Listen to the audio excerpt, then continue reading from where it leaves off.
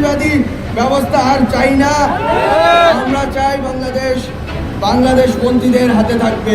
জামাত শিবির ও right wing বলায় mob সন্ত্রাস, মাজার, পত্রিকা অফিস ও সাংস্কৃতিক প্রতিষ্ঠানে হামলার মাধ্যমে নির্বাচনী বৈতরণী পার করে ফেলেছে, এমন অভিযোগ করেছেন অন্তর্বর্তী সরকারের সাবেক উপদেষ্টা মাহফুজ আলম। 5 জুলাই রোববার দিবাগত রাত 3:18 তিনি তার ভেরিফাইড ফেসবুক পেজে খেলা শেষ, খোদা হাফেজ শীর্ষক একটি পোস্টে এমন মন্তব্য করেন। ফেসবুক পোস্টে মাহফুজ আলম লিখেছেন,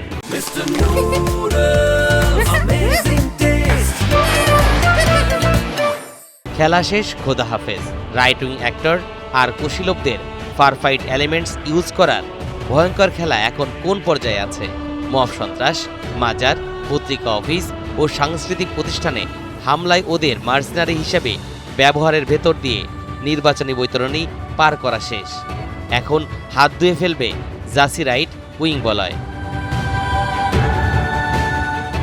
মাহফুজ লিখেছেন, কিন্তু গত 2 বছর কিভাবে ফারফাইট এলিমেন্টস কথিত রাইট উইং কুশীলবদের দ্বারা সৃষ্টপুষ্ট হইল? সেকুলার মুক্তিযুদ্ধে বিশ্বাসী মধ্যবিত্ত শ্রেণীর মনে জুলাই নিয়ে বীতশ্রদ্ধা তৈরিতে ভূমিকা রাখল এবং কাদের আশকারায় এ সকল ফারফাইট এলিমেন্টস জুলাইকে একটা ইসলামী ঐতিহ্যবাদী পুনর্জাগরণবাদী বিপ্লব বানানোর স্বার্থে অনলাইনে অফলাইনে বেসামাল মব নৈরাজ্য চালালো। সেসব আশা করি বিজ্ঞজনরা বলা শুরু করবেন। পোস্টের শেষে মাহফুজ আলম লিখেছেন, আমি গত বছরের শুরু থেকেই এ সময় ফার রাইট, গুন্ডাতন্ত্র এবং ডিজিটাল মবের বিরুদ্ধে বলেছি। সেজন্য কুশীলবদের চক্রান্ত এবং দৌরাত্ম্য কম সহ্য করতে হয়নি। সামনের দিনগুলোতেও হয়তোবা আরও সহ্য করতে হবে। যদি আওয়ামী লীগ আবার ফিরত আসে তাহলে আবারও ফ্যাসিবাদ ফিরত আসবে। সাবেক এই উপদেষ্টার মতে একটি নির্দিষ্ট রাজনৈতিক বলয় নিজেদের নির্বাচনী বৈতরণী পার করার জন্য বা ফার রাইট উপাদানগুলোকে ব্যবহার করেছেন। কাজ উদ্ধার বা নির্বাচন শেষ হতেই এখন সেই বলয়টি এদের থেকে হাত ধুয়ে ফেলেছেন।